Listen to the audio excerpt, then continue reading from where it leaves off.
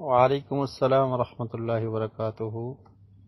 جی، بیٹی کو آپ سورہ فاتحہ پڑھ کے دم کر سکتی ہیں، اور اس کے علاوہ اعوذ بکلمات اللہ التامہ من کل شیطان وہامہ ومن کل عین لامہ، یہ دعا پڑھ کے بھی اس کو پھونک دیں، دم کریں۔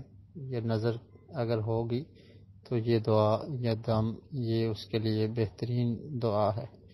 اس کے علاوہ آیت الکرسی اور سورہ اخلاص، سورہ فلق اور سورہ ناس، یہ بھی پڑھ کر آپ بیٹی کو دم کر سکتی ہیں اور کریں۔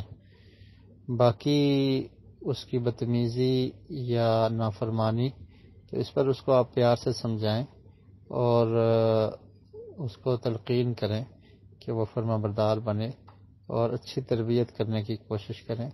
اچھے طریقے سے اس کو یہ سمجھائیں کہ مسلمان بڑوں کا احترام کرتے ہیں اور چھوٹوں پر مسلمان شفقت کرتے ہیں۔ تو ہم مسلمان ہیں، ہم نے اسلامی اخلاق کو اپنانا ہے، تو خود بھی احتیاط کریں کہ سختی نہ کریں اور اچھے الفاظ میں گفتگو کریں، اچھے اخلاق کے ساتھ بولیں، تو آٹومیٹک بیٹی پر بھی انشاءاللہ آپ کے اچھے اخلاق کا اثر ہوگا، اور گھر کا ماحول بھی ایسا ہو کہ جس میں تلخی اور کشیدگی اور اسی طرح تناؤ اور بری باتیں اور بد اخلاقی، یہ تمام چیزوں سے بچا جائے، تو بچے پھر اس ماحول سے اثر لیتے ہیں، تو وہ بھی فرما برداری کریں گے۔ تو بہرحال اس کو آپ سمجھائیں بھی اور دم بھی کریں۔